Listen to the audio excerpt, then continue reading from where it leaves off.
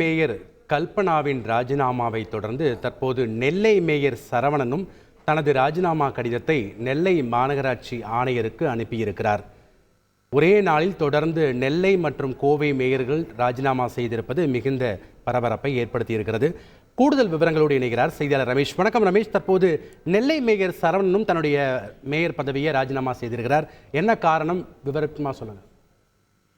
வணக்கம். நெல்லை மேயர் சரவணன் தனது பதவியை ராஜினாமா செய்துவிட்டார். ராஜினாமா கடிதத்தை நெல்லை மாநகராட்சி ஆணையருக்கு கொடுத்து விட்டதாகவும் தகவல் தெரிவிக்கப்பட்டிருக்கிறது. ஏற்கனவே திமுகவின் கோவை மாநகராட்சி மேயராக இருந்த கல்பனா ராஜினாமா கடிதத்தை கொடுத்திருக்கக்கூடிய சூழல்ல நெல்லை மேயரும் ராஜினாமா செய்துவிட்டார். இதன் மூலம் ஒரே நாளில் திமுகவை சேர்ந்த 2 மேயர்களும் ராஜினாமா செய்திருப்பது முக்கியத்துவம் வாய்ந்த ஒன்றாக பார்க்கப்படுகிறது. ஏற்கனவே இந்த 2 மேயர்கள், அதாவது நெல்லை மற்றும் கோவை ஆகிய 2 மாநகராட்சி மேயர்கள் மீதுமே பல்வேறு புகார்கள் வந்த வண்ணம் இருந்தது. திமுகவை சேர்ந்த கவுன்சிலர்களே இந்த மேயர்கள் மீது புகார்களை அடுத்தடுத்து சொல்லி வந்தனர். எனவே இந்த புகார்கள் மீது திமுகவின் முதன்மை செயலாளரும் அமைச்சருமான KN நேரு ஆலோசனை நடத்தினார். குறிப்பாக இந்த 2 மேயர்களையுமே நேரில் அழைத்து புகார்கள் தொடர்பாக நேரில் விசாரணை நடத்தினார். இந்த விசாரணையில் 2 மேயர்கள் மீதுமே தவறு இருப்பது தெரிய வந்திருக்கிறது. எனவே இந்த 2 மேயர்கள் மீதுமான அந்த புகாரை முதல்வர் கவனத்திற்கு, அதாவது திமுக தலைவரும் முதலமைச்சருமான திரு மு க ஸ்டாலின் கவனத்திற்கு திமுக முதன்மை செயலாளர் KN நேரு கொண்டு சென்றார். அதன்படி முதலமைச்சரின் அறிவுறுத்தலின்படியே இந்த 2 மேயர்களுமே தங்களுடைய பதவியை ராஜினாமா செய்திருப்பதாக தகவல் தெரிவிக்கப்பட்டிருக்கிறது. இதுல நெல்லை மேயர் சரவணனை எடுத்துக்கொண்டால் கடந்த 1 வருடமாகவே அவருக்கு திமுக கவுன்சிலர்கள் மத்தியிலேயே ஒரு வலுவான எதிர்ப்பு இருந்து வந்தது. குறிப்பாக மாநகராட்சியில சரியாக பணிகளை கவனிப்பதில்லை, மாநகராட்சி கூட்டங்களை சரியாக நடத்துவதில்லை என்றெல்லாம் நெல்லை மேயர் மீது திமுக கவுன்சிலர்களே ஒரு வலுவான குற்றச்சாட்டுகளை முன்வைத்து வந்தார்கள். நெல்லையை பொறுத்த வரைக்கும் மொத்தம் 55 கவுன்சிலர்கள், அதுல திமுக கூட்டணிக்கு மட்டும் 51 கவுன்சிலர்கள் இருக்கிறார்கள். குறிப்பாக நெல்லை மேயர் கூட்டக்கூடிய கூட்டத்திற்கு திமுக கவுன்சிலர்கள் நேரில் செல்லாமல் இருந்தது. தொடர்ந்து திமுக தலைமைக்கு நெல்லை மேயர் சரவணனின் செயல்பாடுகள் குறித்து திமுக தலைமைக்கு கவுன்சிலர்கள் குற்றச்சாட்டை முன்வைத்தது என்று இந்த மோதல் போக்கு என்பது சமீப நாட்களாகவே தொடர்ந்து நீடித்து வந்தது. அமைச்சர் தங்கம் தென்னரசு கூட நெல்லைக்கு நேரில் சென்று இந்த மேயர் பிரச்சனை விவகாரம் குறித்து விசாரணை எல்லாம் நடத்தியிருந்தார். ஆனாலும் இந்த விசாரணை என்பது ஒரு முற்றுப்புள்ளி வைக்க முடியாத ஒரு சூழல் என்பது நீடித்து வந்திருக்கக்கூடிய சூழல்ல தான் இப்போது நெல்லை மேயர் ராஜினாமா என்பதும் நடந்திருக்கிறது. ஏற்கனவே நெல்லை மேயர் மீது திமுக கவுன்சிலர்கள் நம்பிக்கையில்லா தீர்மானம் கூட கொண்டு வந்திருந்தார்கள். கடைசியாக அந்த நம்பிக்கையில்லா தீர்மானம் நடைபெறாமல் போனதையெல்லாம் நாம் பார்க்க முடிந்தது.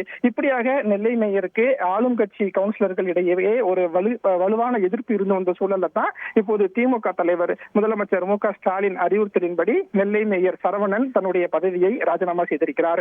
அதே போல கோவையை எடுத்துக்கொண்டால் கோவை மாநகராட்சியில திமுகவுக்கு இப்போதுதான் முதல் முறையாக ஒரு மேயர் என்பதை கிடைத்திருந்தார்கள். கோவை மாநகராட்சி வரலாற்றிலேயே திமுக சமீபத்தில் அந்த 2022 நடைபெற்ற நகர்ப்புற தேர்தல் மூலம்தான் அந்த மாநகராட்சி பதவி என்பது திமுகவுக்கு கிடைத்திருந்தது.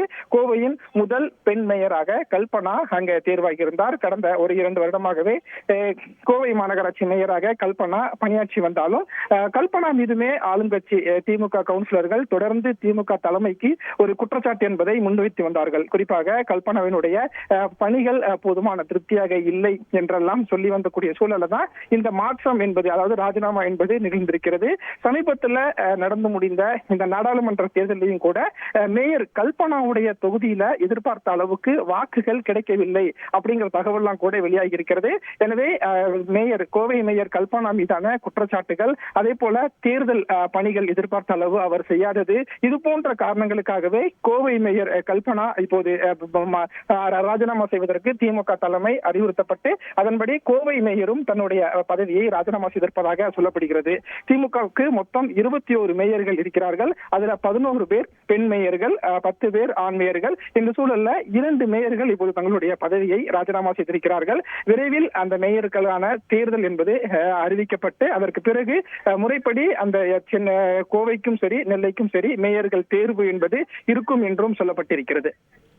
நன்றி ரமேஷ். கோவை மற்றும் நெல்லை மேயர்கள் அடுத்தடுத்து ராஜினாமா செய்திருப்பது அரசியல் வட்டாரத்தில் ஒரு பரபரப்பை ஏற்படுத்தியிருக்கிறது. தொடர்ந்து 2 மேயர்கள் மீதும் தலைமைக்கு வந்த தொடர் புகார்களின் அடிப்படையில் இந்த நடவடிக்கை எடுக்கப்பட்டிருப்பதாகவும் விவரங்கள் கிடைக்கப்பெற்றிருக்கின்றன. செய்தியாளர் ரமேஷ் வழங்கிய தகவல்களை நாம் பார்த்தோம்.